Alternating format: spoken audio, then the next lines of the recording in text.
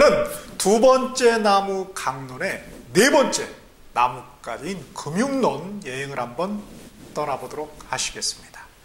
자, 먼저 독수리처럼 하늘 위로 높이 우리 올라가서 금융론을 한번 먼저 조망해 보도록 하시겠습니다. 자, 우리 부동산 학개론 맨 앞에 있는 나무 그려진 거 있죠? 그거 한번 다시 한번 볼까요? 자, 그래서 강론 해가지고 왼쪽에 이제 네 번째 나무까지가 금융론. 무려 이것도 별이 3개나 됩니다. 그만큼 중요하다. 그래서 최근의 트렌드가 부동산이 금융화되고 있는 어떤 세계화 추세에 맞춰서 금융론도 역시 우리 부동산학에서 굉장히 중요하게 부각이 되고 있는 그런 테마가 되겠습니다. 자, 오른쪽 핵심에서 강론에서 우리 이제 네 번째 금융론 보시면은 금융 관련 용어의 개념, 그렇죠? 금융 관련 용어의 개념하고 및 자금 조달 기법이다 이렇게 돼 있죠. 자금을 조달한다 해서 금융이라는 게 뭡니까? 자금의 줄임말이고 융이 뭐예요? 융통. 즉 금융이 자금 조달인 거죠. 같은 말인 거죠. 이걸 어떻게 조달할 것인가? 이러한 기법, 방법에 대한 역시 용어의 개념하고 그 내용에 있어서의 차이점을 우리가 구별하는 것. 이게 이제 핵심이 되겠죠. 그 다음에 이제 투자라는 것도 연계된다. 왜냐하면 투자를 하려면 뭐가 있어야 된다? 돈이 있어야 된다. 그러니까 당연히 우리 연계될 수밖에 없겠죠. 자, 그러면은 이제 구체적으로 금융론 한번 들어가 보시겠습니다. 자, 금융론 보니까 해가지고 금융론 돼 있죠. 저 뒷페이지 이제 본문에 가셨어요. 두 번째 금융의 종류라고 돼 있습니다. 거기에다 형광펜으로 밑줄 쫙 크시고요. 자, 여기에 출제자의 의도는 무엇이냐? 역시 뭐예요? 개념상. 종류의 어떤 개념상에 구체적인 그 예가 있을 거예요. 그거를 구별 지을 수 있는가? 집안을 구별하는 거. 집안을 서로 뒤바꾸면 틀린 보기가 되겠죠. 자, 그 중에 이제 일반적 종류 보니까 직접 금융으로 되어 있습니다. 직접에다 검정펜 하시고요. 자, 뭐라고 되어 있습니까? 자금의 최종 수요자고 최종 공급자가. 자, 검정펜 밑줄 하시죠. 금융기관을 통하지 않고. 다이렉트로. 이렇게 하는 걸 갖다 우리가 직접 공유를 한다. 그 반대가 간접 공유이 되겠죠. 그 다음 두 번째 이제, 물리적 측면의 종류 보면 그게 두 번째 다음 페이지 보시면 건물금융이 되어 있죠. 자, 건물금융에다 검정펜 하시고요. 자, 그 중에 특히 주력은 주택금융이다. 검정펜 하시고. 자, 보니까 주택금융은 다시 두 가지로 이렇게 구별이 됩니다. 하나는 소비금융. 같은 말로 수요자금융. 같은 말로 저당대부. 자, 저당대부 검정펜. 그 다음 개발금융은 같은 말로 공급자금융. 자, 검정펜 밑줄 하시죠. 건축대부. 자, 그래서 우리 애들, 여러분 자녀들을 집에서는 뭐라고 부르죠? 그렇죠. 똥강아지. 웬수요? 예뻐하셔야죠. 똥강아지죠. 이 친구가 이제 학교 가면 뭐라고 부릅니까? 학생! 그러겠죠. 그리고 이제 자기들 친구들 사이에서 뭐예요? 야! 이렇게 부를 거란 말이에요. 그러나 결국 뭐예요? 우리 자녀죠. 똑같은 걸 부르는데, 그렇죠. 여기도 마찬가지로. 그걸 갖다 이렇게 다양하게 부른다는 거죠. 소비금융의 수요자금융의 저당대부. 같은 말인데 말이죠. 다음에 이제 세 번째 인문적 측면의 종류에서, 자, 빨간 펜 하시고, 이거 중요합니다. 지분금융에다 빨간 펜 하시고요. 그 대립선상에 있는 게 부채금융입니다. 자, 거기에 밑줄 빨간 펜 하시고, 자, 금융 보니까 지분권을 팔아가서 자기 자본, 자기 돈을 조달하는 금융이다. 자, 그래서 검정펜으로 자기 자본. 이 구체적인 예, 요게 이제 중요하다는 거죠. 우리 리츠, 우리말로 하면 부동산 투자회사 이런 말을 쓰죠. 그 다음에 신디게이트, 주식, 우리 대표적인 주식이 이런 지분금융에 해당이 되죠. 그죠? 자, 그에 반해서 이제 부채금융은 거기 이제 부채가 영어로 이제 debt financing이다 이렇게 되죠. debt 빚졌다 이거예요. 그럼 나중에 이자를 갚아야 되겠죠. 원금하고 이자를. 그래서 저당 설정이나 사채를 봐요. 타인 자본, 남의 돈이죠 사실은. 그렇죠? 그래서 거기 주식 같은 경우는 주식 팔면 그건 내 돈이잖아요, 그죠? 그러나 어떤 회사채를 발행했어. 갚아야 되잖아요. 그죠? 그래서 타인 자본에다가 검정펜을 밑줄합시다. 우리 그 대표적인 예가 뭐다? MBS. 뒤에 나옵니다. 그래서 그 예로서 지분금융의 우리 대표적인 예로서 리치에다 검정펜 넣으시고요. 부채금융의 구체적인 예로서 MBS에다 검정펜 밑줄 쫙 합시다. 자, 그 집안 구별을 잘해야 된다. 어느 집? ING. 이걸 헷갈리면 큰일 납니다. 자, 이제 본격적으로 중요한 게 다섯 번째, 저당 상환 방법입니다. 이건 이제 채무자 입장, 돈을 꾼 사람의 입장에서는 저당을 상환해야 한다. 이런 표현을 쓰고, 그 다음에 가로에 보니까 저당 대부법. 그래서 이거는 이제 은행의 입장이겠죠. 그쵸? 그래서 저당 대부법. 같은 말이 되겠어.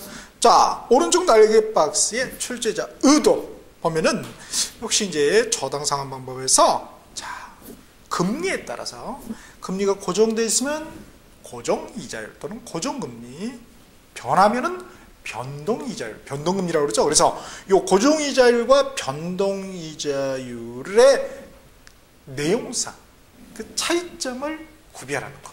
그렇죠? 요게 이제 핵심이 되겠고요. 그 다음에 이제 원금 균등이라는 거하고 원리금 균등이라는 거하고 체증식, 요것도 차이점을 구별할 줄 아는가. 구별을 잘해야 되겠습니다. 그 내용을 섞어 놓으면 역시 틀린 보기가 되죠. 그렇죠? 자, 저당 상환 방법 보니까 첫 번째 금리 이자율에 따른 분류가 되어 있습니다. 금리 이자율에다 빨간 펜 밑줄 하시고, 자, 파란 펜으로 1번에 고정, 다음 페이지에 변동에다 파란 펜 밑줄 하시죠. 자, 고정 이자율 저당 대부법 보니까 두 번째 줄에 비예상 인플레율은 금리에 반영이 안 된다는 거예요. 자, 검정펜 비예상 인플레율 반영 안 된다. 그러니까 우리가 IMF 같은 거 터지는 거 있죠. 그거는 뭐 전혀 우리가 예상해 볼 수가 없는 거죠. 그죠? 그런 거는 반영이 안 되는 걸 갖다 우리가 고정 이자율 저당 대부법이다. 이렇게 합니다. 그래서 그러면 금리에 반영이 안 된다는 것은 그 금융기관이 또 않는다는 거죠. 그쵸? 그러니까 당연히 뭐예요? 우리 대출자, 은행이 이 금융기관이 부담을 한다는 것입니다. 그러다 보니까 차입자 입장에서는 이거 안전한 상품이죠. 그죠? 돈을 꾼 사람에서는. 그러니까 안전하니까 상품이 좋아요? 별로 안 좋아요? 좋은 거죠. 좋으니까 당연히 좋은 것은 값이 비싸겠어요? 싸겠어요? 비싸죠. 값이 비싼 거. 우리 돈의 값은 뭡니까? 그렇죠. 금리 이자율이죠. 그러니까 거기에 뭐라고 되어 있어요? 초기 금리는 변동 이자율 저당 대부법에 비해서 높다. 그쵸? 자, 검정펜 초기 금리 높다. 그래서 일상평원. 일상평원을 갖다 높다 낮다 이렇게 해서 틀린 보기로 만들어 내겠습니다. 자, 그에 반해서 이제 다음 페이지 보시면 이제 그 다음에 채무 불이행 가능성이 낮다 이렇게 되어 있습니다. 고정이자율이 자, 채무 불이행 가능성 낮다에다 검정펜. 왜? 예상을 할 수 있잖아요. 딱 고정되어 있으니까. 이달은 내가 얼마 내야 돼, 얼마 내야 돼. 다 고정되어 있는 거죠. 그렇죠? 예상이 가는 거니까 당연히 뭐예요? 채무 불이행 가능성이 낮겠죠.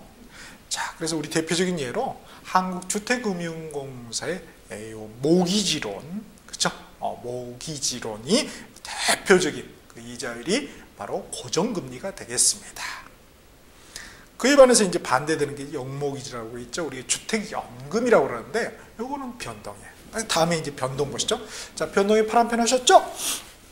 자, 여기는 보니까 모든 인플레이율 해서 비예상 인플레이율마저도 금리에 반영돼요. 사실 좀 위험한 거죠. 차입자 입장에서는.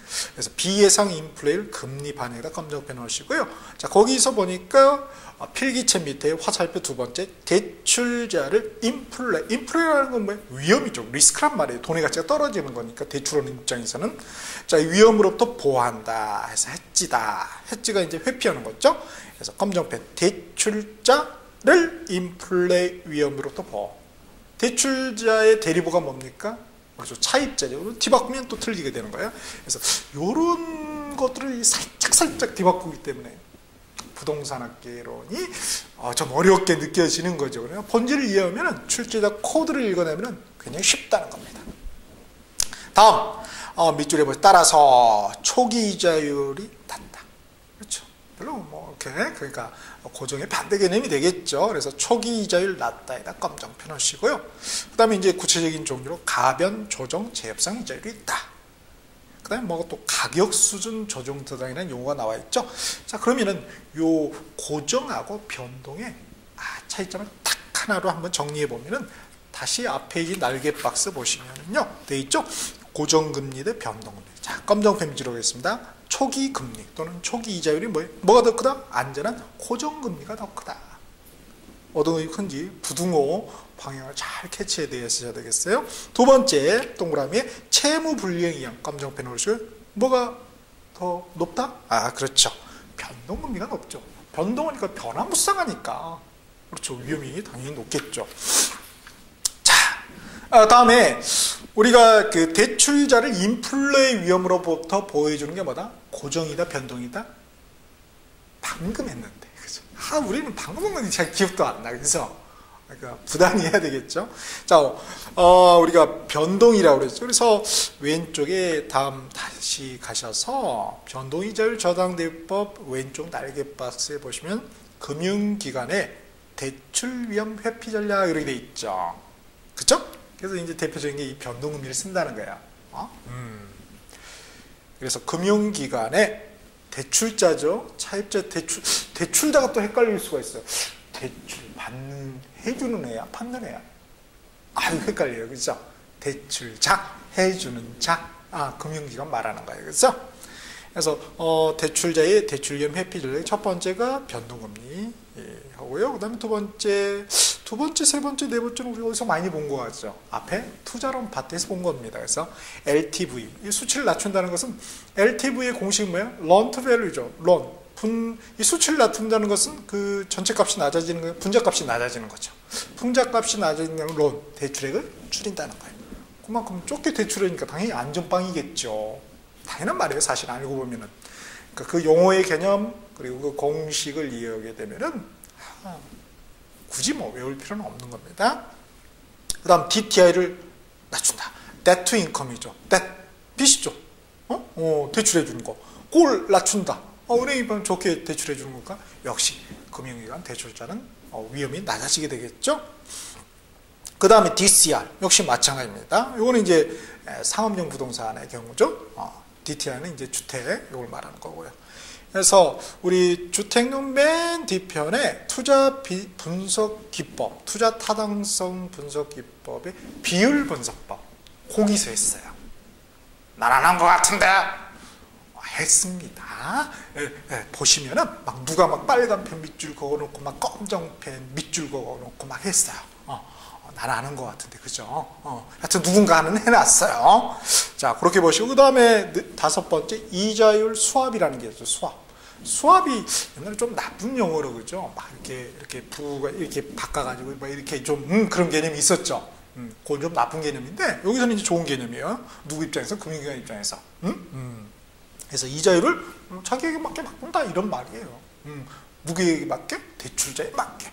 그래서 우리나라하고 뭐 중국, 일본에서 그쵸. 이렇게 통화 수합 이런 게 아시죠? 그 외환 그 위험에 대비하기에 대한 그쵸.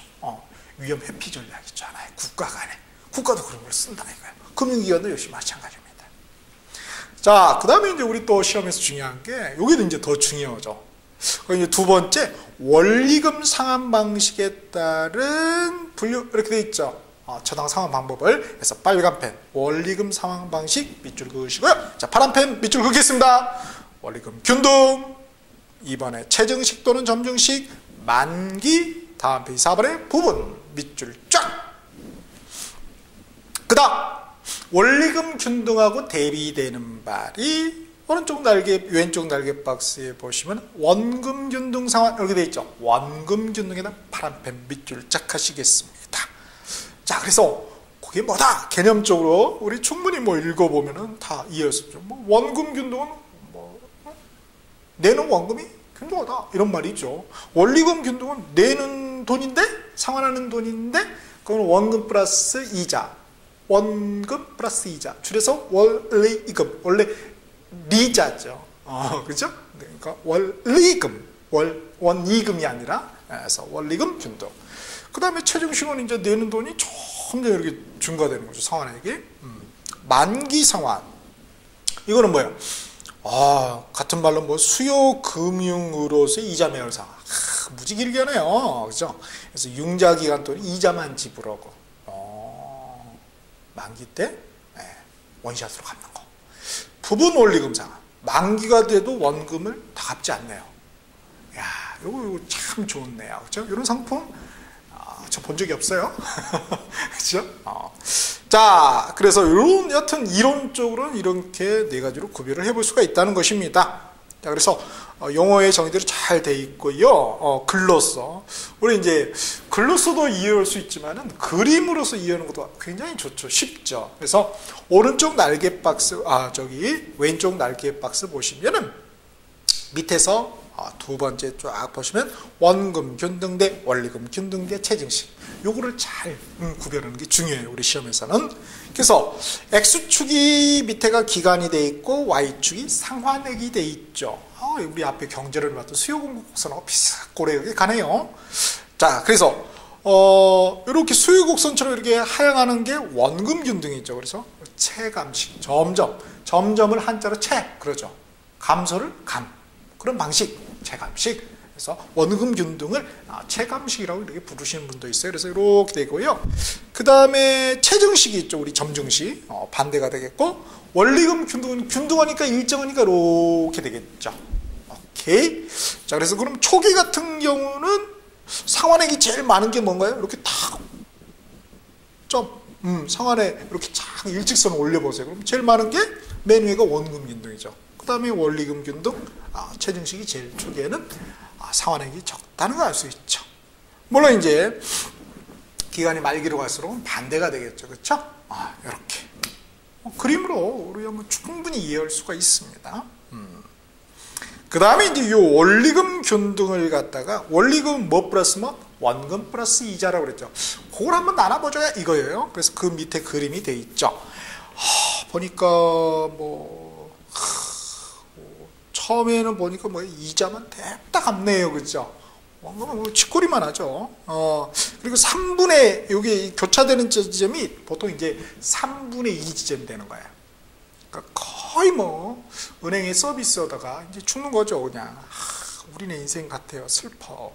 그래서 우리가 부채 서비스의 원리금을 이런 말을 썼었죠. 우리 투자론에서. 이거 보면은, 진짜 그러겠다. 아픔이 있는 그림이에요, 사실은. 자, 이렇게 해서 우리가 저당 상환 방법 또는 저당 대부법에서 정리를 해봤고요. 다음 페이지 이제 6번째가 저당 시장이라는 게 있어요. 돈이 굴러가는 시장이겠죠. 거기 저당 시장에다가 형광펜으로 밑줄 쫙 합시다. 자, 여기 출제자 의도는 적어져 있지는 않는데요. 정리를 한번 해보면 첫 번째가 저당 시장이 두 개가 있어요. 1차 저당 시장이 있고 2차 저당 시장이 있습니다.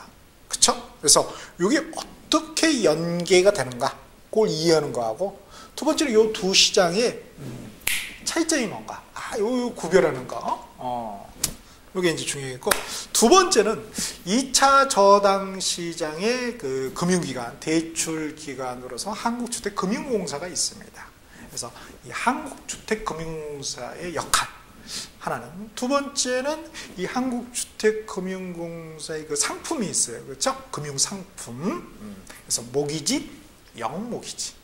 요 놈의 또 차이점이 뭔가? 이걸 또 티바카스 잘 출제를 하고 또 거기에 숫자가 많아요. 요걸 이제 구별할 수 있는지. 그래서 두 가지가 저당 시장에서 포인트가 되었어요. 자, 그래서 저당 시장을 글러오면 어렵잖아요. 그래서 밑에 흐름 도가 뭐예요? 그림이죠. 그림 도자. 그림으로 이해하는 게 훨씬 쉬워요.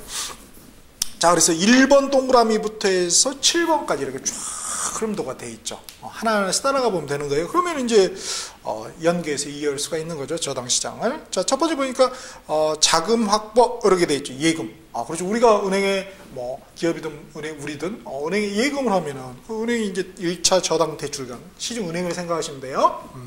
자, 이 은행이 돈을 그냥 꽂아주지는 않죠. 2번 동그라미 뭐예요? 저당을 설정하죠. 우리 저당권 설정한다. 이제 구체적으로 이제 근저당이 되는데 말이죠. 그걸 이제 그거가 뭐냐? 요거는 이제 우리 민법에서 배우는 거죠. 여기서는 뭐예요? 거기서는 이제 법률적인 관점, 여기서는 뭐예요? 경제적인 관점. 돈이 어떻게 굴러가냐 이거죠. 그래서 세 번째, 그리고 나서 대출을 내줘요. 그래서 부동산 금융 수요자가 이렇게 소비금융, 개발금융. 우리 앞에서 금융 종류에서 방금 했죠. 거기도 누군가가 밑줄을 그어놨을 거예요. 자, 이렇게 되면은 요 이제 저당 이제 대출을 해줬으니까 그 이자를 받을 거 아니에요, 그렇죠? 그래서 4번 동안은 저당 패키지 대출 채권을 유동하는 거예요, 그렇죠? 그러니까 뭐 10% 대출 이자다. 그러면 자기는 한 4%만 갖고 6%는 이거 내가 팔 텐데 돈 받을 사람, 요거 받을 사람. 그러면 이제 그거를 이제 중개를 2차 저당 대출 기관이 하는 거예요. 그래서 2차 대출 기관이 돈을 받으려면 줄 게 있어야 될 거 아니에요, 증권. 그래서 MBS 요걸 등을 발행을 해요. 그러면 이제 투자자가 돈을 이렇게 주겠죠. 그럼 자금이 확보돼요. 그게 다시 어디로 갑니까? 7번에 보니까 1차 저당 대출 기간인 거죠. 그러면은 뭐예요? 또 이렇게 또 대출이 일어나고. 요만한 돈이 말이죠. 이만하게 뻥튀기 된다. 이렇게 보시면 돼요. 이게 좋은지 어쩐지는 모르겠어요, 사실. 어떻게 보면은 짠머리 써가지고 땀 흘리지 않고 이렇게 돈이 굴러가는 시스템이라고 그럴까? 미국 시스템인데요. 그래서 미국이 자기들이 한번 당했잖아요, 그렇죠? 글쎄. 좋고 이런 거는 떠나서요. 여하튼 우리는 수험적인 측면에서 가보도록 하겠습니다. 자, 그래서 두 번째 이제 다음 페이지 보시면은 저당 시장 분류가 되어 있죠. 이미 앞에 살펴봤습니다. 저당 시장 분류. 빨간 펜을 밑줄 하시고요. 1차하고 2차가 있죠. 검정펜 밑줄 하시고요. 자, 1차에서는 보니까 저당을 갖다가 두 번째, 세 번째 점 보니까 보유하기도 팔기도 한다. 그건 뭐 1차 저당 대출 기간, 금융기관 마음이죠. 그 다음에 2차에서는 원래 두 번, 세 번째 점 보면은 원래의 저당 차입자와 아무런 직접적 관계가 없다. 그 다음에 마지막 점. 자, 검정펜 밑줄에 저당이 유동화. 저당이 유동화되는데 흘러간다 이거죠. 흘러서 움직인다. 요 결정적인 역할은 뭐예요? 2차 저당 시장이 갖는 거예요. 1차가 아니라는 거죠. 그래서 대표적인 금융기관이 한국주택금융공사가 된다. 그래서 한국주택금융공사는 2차 저당 대출 기관이다. 1차가 아니다. 자, 금리 크기 보니까 1차 저당 시장의 금리가 당연히 더 커야 되겠죠. 커야지 뭘 2차에 떨궈줄 게 있을 거 아니에요. 그렇죠? 그래서 1차 저당 시장 금리를 뭐라고 그러냐? 저당 수익률을 한다. 2차 저당 시장의 금리를 뭐라 한다? 요구 수익률을 한다. 투자자들이 요구하는 거예요. 최저 필수 수익률. 우리 투자론에서 배웠지 않습니까? 그래서 투자론하고 금융론이 아주 유기적으로 연계가 돼 있어요. 그 다음 세 번째 저당 유동화 기능 돼 있죠. 파란 펜을 밑줄 하시고 네 번째 유동성 위험을 감소시킨다. 그 말은 뭐예요? 유동성이 증가되는 거죠. 아주 풍부하게 돈이 시중에 넘쳐나게 이렇게 하는 겁니다. 자, 그래서 2차 저당 대출 기관, 우리 한국주택금융공사 우리나라 냈어요. 그래서 네 번째 한국주택금융공사에다 빨간 펜으로 밑줄 하시고, 자, 검정펜 밑줄 하겠습니다. 1번에 MBS, MBB 이걸 갖다 이제 유동화 증권이라고 합니다. 저당 유동화 얘기합니다. 저당 유동화에다 검정펜. 2번, 3번에 모기지, 영모기지. 4번에 주택금융신용보증. 자, 요런 역할을 한다는 거예요. 자, 그 중에서 이제 우리 시험에 잘 나오는 게 2번하고 3번이에요. 그래서 밑에 정리했죠? 모기지론, 하나는 영모기지 있습니다. 자, 형광펜 밑줄 하겠습니다. 모기지, 영모기지. 자, 모기지론은 우리가 한국주택금융공사에 가보면은 보금자리론 이런 말을 써놓고 있어요. 자, 그래서 보금자리론도 검정펜 밑줄을 치고, 자, 여기 출제자 의도는 뭐냐 보니까 모기지하고 영모기지의 내용, 그리고 그 내용상에 그 구별하는 거, 차이점을 집안을 잘 구별하는 거, 여기 포인트가 된다는 거예요. 이제 구체적인 것은 한국주택금융공사에 가면 아주 자세히 나와 있습니다. 정말 자세히 잘 나와 있어요. 자, 그걸 같은 그 중에서 이제 중요한 것만 정리해 놓은 겁니다. 자, 모기지론 개념 보니까 기간이 뭐 10년 이상, 10년, 15년, 20년, 30년 만기다, 장기다는 거예요. 근데 요 중에서 이제 70세 이상이신 경우에는 말이죠. 10년하고 15년 요 두 개밖에 선택이 안 돼요. 거기서 봤을 때 별로 못 사실 것 같다. 좀 어르신이 보면 섭섭해 하실 수도 있겠지만은 70에 15면 85. 그죠? 우리 평균이 한 80 정도 사는데, 그러니까 그렇게 생각을 하는 거죠. 대출 한도를 보니까 뭐 5억 이렇게 돼 있고요. 그 다음에 뭐 70% 이런 숫자 주의하시면 돼요. 네 번째, 자, 고정금리에다 검정펜 놓으십시다. 고정금리 앞에 봤던. 그 다음에 9억 이하의 주택이다, 대상이. 그리고 만 20세가 아니라 이제 민법이 개정됐으니까 고칩시다. 죄송합니다. 제 불찰이에요.